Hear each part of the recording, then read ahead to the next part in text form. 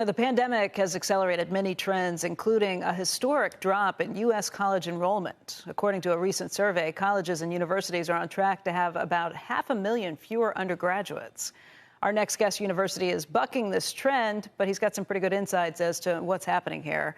Mitch Daniels is the former OMB director and former Indiana governor. He's now Purdue University's president. And this fall, Purdue has set an all-time record in both overall students and first-year students. And Mitch, it's always great to see you. Thanks for being here today.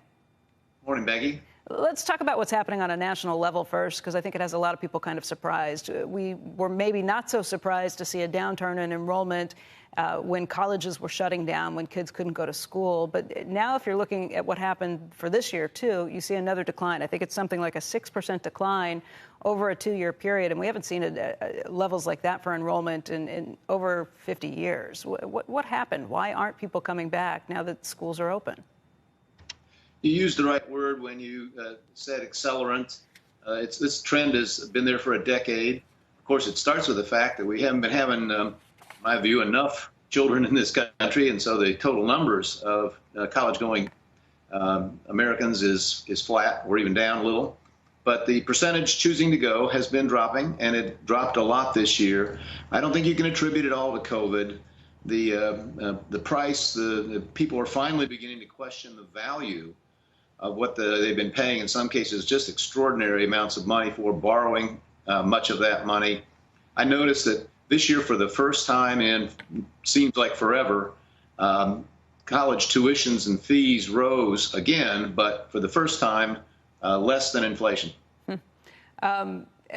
You see that. You see maybe higher paying opportunities for people who don't have college careers, maybe some other tracks that are being emphasized out there. And then you keep hearing about these kind of lost and forgotten groups of students. I've heard that it's been a bigger impact for low-income students who maybe don't want to take on that amount of debt. It's been a bigger issue for people of color. And I've even seen white men have kind of dropped off in the numbers, that there are more women going instead of men. What do you take? I mean, these are probably all partial reasons, but what do you think is really happening here? These are all problems that ought to concern us all.